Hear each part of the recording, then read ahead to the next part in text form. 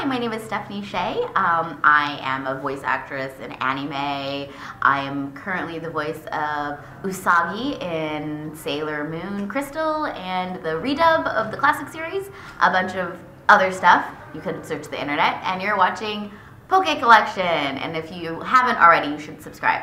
The button's like somewhere here. I don't know. Is it here? Welcome to New Zealand. We're so happy to have you here. How are you today? I'm exhausted, but good.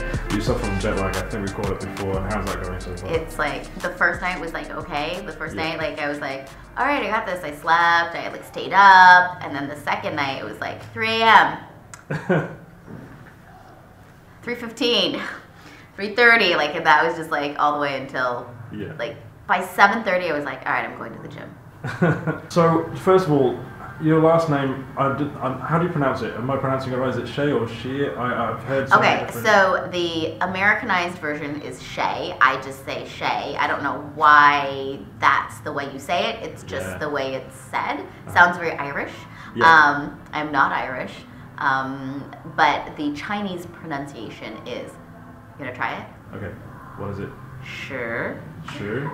Yeah. Is it just sure? It's, you gotta say it like a question. Sure? Yeah. Are you sure? Yeah, kind of like How sure. Yeah. Kind of like sure, but with no vowels. Like if you were to really spell it, I think you would spell it like S-H-R-R-R. Sure. But sure? No, yeah, there you go. Sure. Okay. Yeah. All right, now I know. Stephanie Sheh. Sure. Yeah, there you go. I like you have to say it like you're unsure. Yeah, like, okay. is that your Sure. name? Yeah. Sure. Okay, yeah. Sweet. Every time. So you've been to Armageddon Expo a few times before. Is it once or twice? Have you Okay. Well, it was one other trip, but it was two. It was like Auckland and Wellington. Yeah. So does that count as twice or once? I guess that's one leg. It's like one weekend, then the next weekend. So how long ago was that? Do you remember? Like 6 or 7 years ago, like a long time ago. I don't know, a long time ago. Yeah. So how does it feel to be back? It's awesome. It's Wellington seems bigger than I remember, but I don't know if it really changed that much or I just don't remember it. Yeah. The con seems bigger. So it wasn't in a stadium. I don't remember the stadium. Yeah. So no, it's awesome to be back. I love New Zealand. Excellent. We're glad to have you back.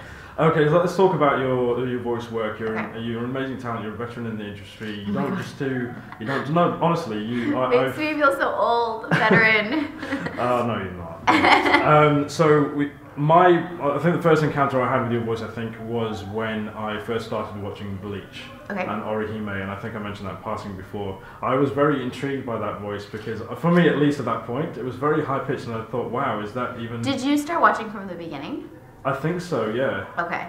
Because her voice got higher pitched as the series went on. Yeah. Because in the beginning, her voice really wasn't that... Like, they pitched her down. Like, I would listen to the Japanese, and the producers definitely didn't want her to sound too high. And also, they were worried that I sounded too much like one of Ichigo's younger sisters. So that's why they kept pushing her down, like lower, lower, lower, lower, lower, lower pitch.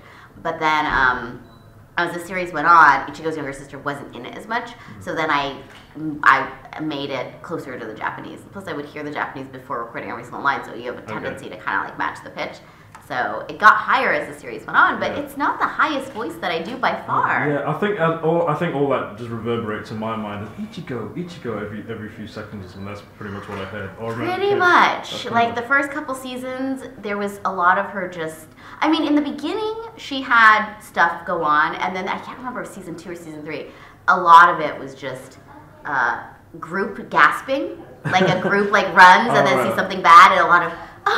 And then a lot of like Ichigo, like that's what I used to find hilarious. But I mean, it's obviously necessary for it. But when you sort of isolate it, it's just somewhat amusing. Well, I mean, like we don't watch the whole episode down. We only just go, okay, go to your line, and go to your line. So it can get quite boring. Yeah. Like, I just say Ichigo again. Like the first couple seasons of Naruto is the same way. Like Hinata did nothing except for gasp and say Naruto. Yeah. That's it. Wow. Yeah. That's amazing. So speaking of that as well, how do you you obviously go into a session, you know what you're doing Hinata or whatever voice you're doing.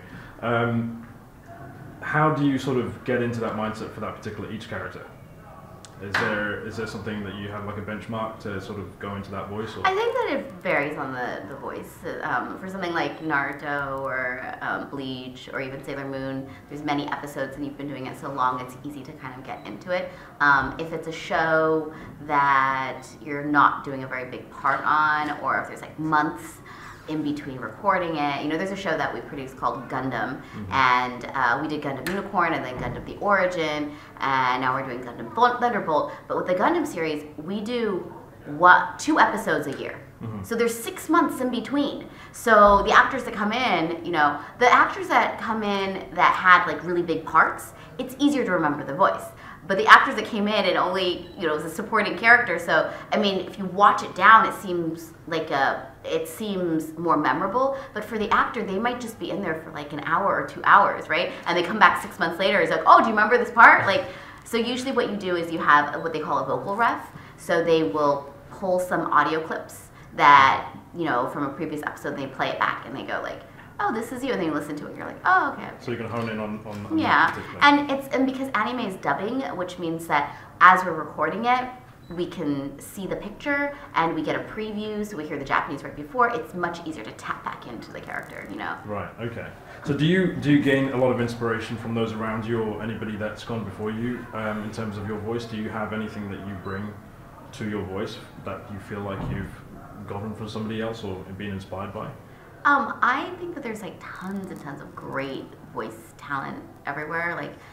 So a lot of, especially in the original animation realm, so many people that are so versatile, and I'm like constantly learning. So they're just like, there's too many to name. I'm always like listening to other people and trying to see like, how do they do that?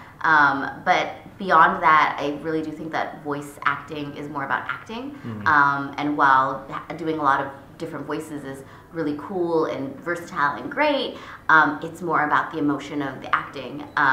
So a lot of the things that I learn from watching or working with other actors is their approach to the craft. And not so much like, how do you do this voice or how do you make this sound?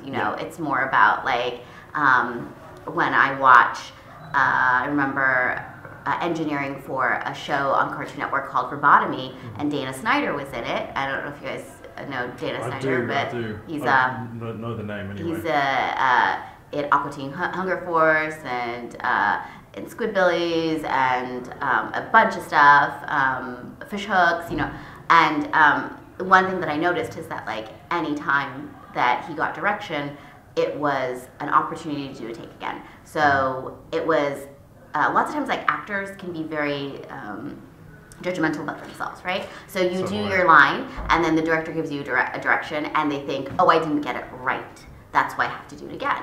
And I think that that's a very bad mentality, because you're putting all this extra stress on it, and also I don't like the idea that there is a right way to say a line and a wrong way to say a line. There's just different ways to say a line. And if you as an actor have a mentality that there's only a right way and you're striving to the right way, you cut yourself from all these different possibilities.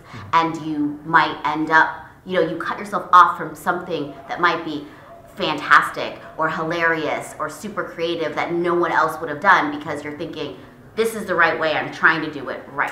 And really when your brain is being that technical, it doesn't come, the performance is not as organic. It just sounds more rehearsed. And I like that you've mentioned that. So I've become part of the voice talent group, but I don't call myself a voice actor because I don't have acting skills. I don't think I'll ever be that amazing, but I do sort of voiceovers with my agency.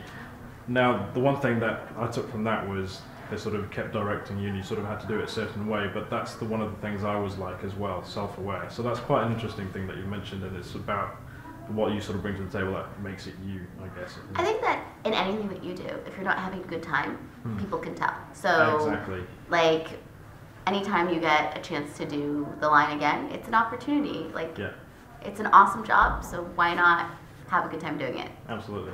So diversity, let's talk about that a bit. So I saw you tweet as well, and actually I already had that question penned in. What do you think of that right now in the field that you're in, the pool of actors and the many talent that you work with, or even just outside of that? Do you think it's skewed towards a certain demographic? Oh my gosh, this is like a 2-hour-long interview yeah, on diversity. Yeah, I feel. But thank you very much for asking it, because part of solving the diversity problem is having awareness about it. Absolutely. I will say this. I want to give big props to the animation industry and community, because I feel like they are, I mean, we're not seen, we're only heard, right? And I'm speaking English and unaccented English. Like I'm being hired for roles that don't have to sound Asian, you know, the characters that I'm playing. I know I do a lot of anime, but I do a lot of, you know, I do stuff from Disney and for Nickelodeon and other things. I was a Care Bear, you know, I wasn't a Chinese Care Bear, I was just a Care Bear. So so I think that what's great about animation is that a lot of the producers and directors are very cognizant on being sensitive to opening up opportunities for people of color or people of different backgrounds. I'm currently voicing Katana in the DC Superhero High, you know, and it was important to them that somebody of Asian descent voiced Katana because she was Asian, and I think that's something that the animation industry has been much more progressive and sensitive to than on camera. It's we're still fighting that battle on camera, and all of the whitewashing that's going on in Hollywood is really frustrating. Well, I can imagine that, and I speak from personal experience, maybe not in that field particularly, but people hear my voice and they're like, oh, you're British, how is that possible? You're brown.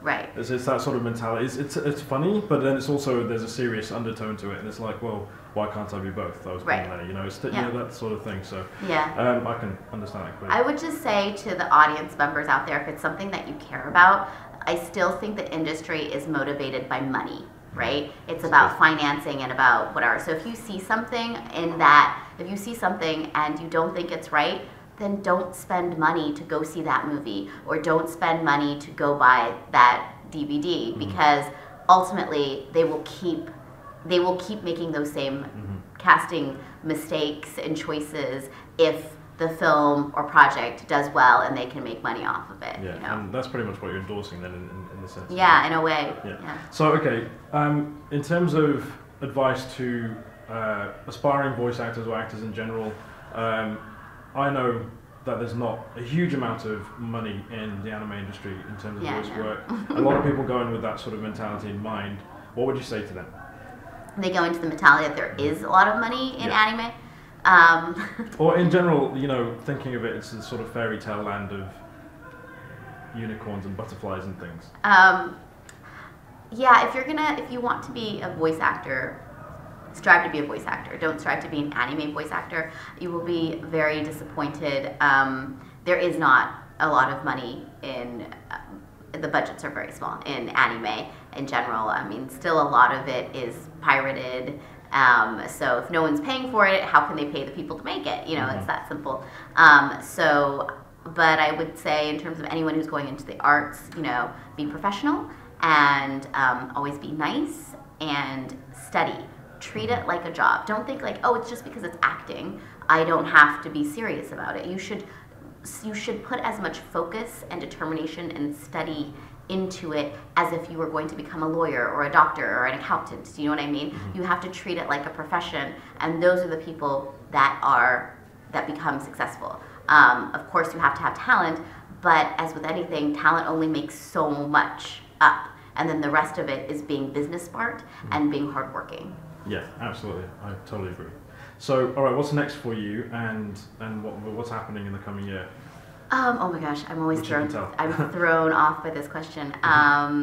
So we just finished recording Gundam Thunderbolt, which is really awesome. That's coming out, I think, later this year. And then I'm still doing Miles from Tomorrowland, which is a Disney show. I don't know if you guys get it. And then DC Superhero High is still going. I'm trying to think what other stuff. You know, there's more Sailor Moon, obviously. Sailor Moon. How's the Sailor Moon going, by the way? Oh, it's awesome. Amazing. When I first heard, I was totally awesome. I'm actually sad that we've gotten through so much of it. Because we've Okay. only been doing it for a few years, and at first I'm like, oh, it's over 200 episodes. This job is never gonna end. And now we're like, oh my gosh, I think we're over halfway through. Like, you know, it's very fast. Yeah, must be a little bit sad, I guess. Well, it's always sad. Like when Bleach ended, I was so sad. Yeah, I was really sad about that, and also because it was like wah wah. It didn't feel like it ended. It didn't feel like it ended, so I don't know where I am anymore with that. Yeah. I don't actually read a lot of manga. I don't have the time to do that. But well, the manga is still going on, I think. Yeah, right? that's still going. So. I hope what will happen is they'll come up with movies and specials that continue the story, and then we can still come back and do it. Yeah, that'd be fantastic. So. All right, one last question. You're more than welcome not to answer this. Has there been anything in terms of failure that you've had to face that sort of motivated you and drove you into like trying to get over that sort of thing? Yeah, of course. I am very early in my career. I was fired. So, and I've told this story before. I'm very open about it. Okay. But I think that it was heartbreaking. But I'm really grateful that I got fired so early in my career because I learned a lot from it, and it kept me humble. And I don't know. I think failure is good for us. I don't, you know, we can learn from it. It was something where I was really nervous and I didn't have a lot of confidence. And it was one of those things where I was getting redirected, and every single time I was beating myself up. And then in retrospect, looking back, it was like, oh, well, the character lacked authority and confidence. That's why, that's what she wasn't getting, because she was a military person. Okay. And she wasn't getting that in my performance. Well, of course she wasn't getting that in my performance because I wasn't feeling it as an actor, because I was beating myself up. You know, I was so concerned. It was a director I'd never worked with before. I was very nervous about it. So, and I really do think I screwed myself out of that job.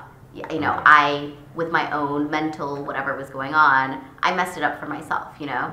So that's something that it's good to be aware of, you know? Definitely. That how you can kind of sabotage your own stuff.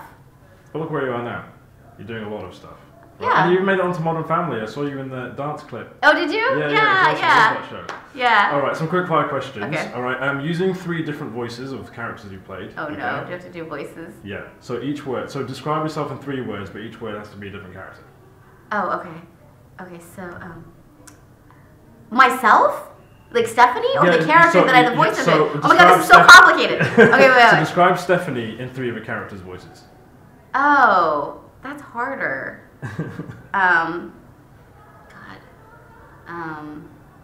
Just choose random 3, I guess. Well, okay, so I was gonna do like shy, but then you're not gonna believe that I'm shy in this interview. But I am really shy, and I grew up really shy.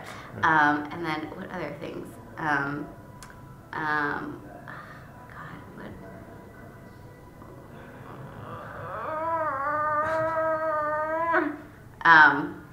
Okay. I can be sarcastic. And then oh god, I don't know. Totally inappropriate. I don't know. Awesome. Okay. If I mention 3 of your voice characters, just yell out the first thing that comes to your mind. Okay. Yui. Fairy. Orihime. Boobs. Sailor Moon. Magical girl. Hinata. Shy. Okay. Favorite food? Me or these? Yes, you. Ramen. Oh, love for ramen. Favorite place? Place? In the world. Fiji, and I've never been there. I want to go there. Favorite anime? Oh, I don't have one. You don't have one? Okay. Favorite Pokemon? Pikachu. Favorite Disney movie? Oh, that's hard because now Disney owns all the Star. It has to be Star Wars because now they own all the stars. What's the biggest pet peeve of yours? Oh, it's not biggest, but it's really random. Oh God, I hate toe socks. Toe socks. Ugh. Oh right. Oh yeah. The socks with the fingers. That's so good. Terrible. That, and I also hate fake cinnamon flavor. Oh, really? Like cinnamon gum. Like real cinnamon is good, but like cinnamon flavor. Ugh. Yeah. And I don't like it if someone has been chewing cinnamon gum in the room. And you can hear it? No, I can smell it. Oh, you can smell it. Okay. I can't. It smells like. It just smells like yucky saliva to me. Okay. Have you ever done a good prank on anyone? Oh yes. Well, it was a bad prank. Okay. I thought it was a good prank. So it was April Fool's. I was a kid, and I thought, wouldn't it be funny to put ice in my brother's shoes, so that when he woke up to put his shoes on, it would be very cold. And then I thought, how am I gonna get the ice in the shoes without my parents and my brother seeing it? So I put the ice in his sneakers the night before. You can see how that turned out. The next morning he put his shoes on, he's like, why are my shoes wet? And then I realized, oh no, the ice melted, duh! And I kept my mouth shut the whole time. My mother and my brother probably to this day don't even remember that, but I didn't tell them that was me. That is brilliant. That is awesome. Okay, what are you listening to right now? What's on your playlist? Oh geez, I listen to I listen to a lot of Pitch Perfect soundtrack and what was it? Oh gosh, I forgot her name all over him. Rebel Wilson. I love Rebel Wilson. She's hilarious. Yeah. She's so fun. Okay, Ichigo or Aizen? Ichigo. And Naruto or Sasuke? Naruto. Awesome. Okay, last one. Can I get a massive Ichigo in your Orihime voice, just for kicks? Oh, like that. Like oh no, he's like like a dramatic Ichigo. Yeah. And she's like Ichigo, like that. Yeah, perfect. Okay. Thank you. Awesome, Stephanie. It's been an absolute pleasure chatting with you. Thank you for my appearance this weekend as well. Oh. Hope to see you back here very soon. Yes, me too. Over at Auckland as well. Should go out for dessert. Yeah. It's amazing up there. Oh God, I have to go to the gym then. Yeah, I do too. I've been eating too much. Thank you very much. It's been a pleasure. All right. Bye.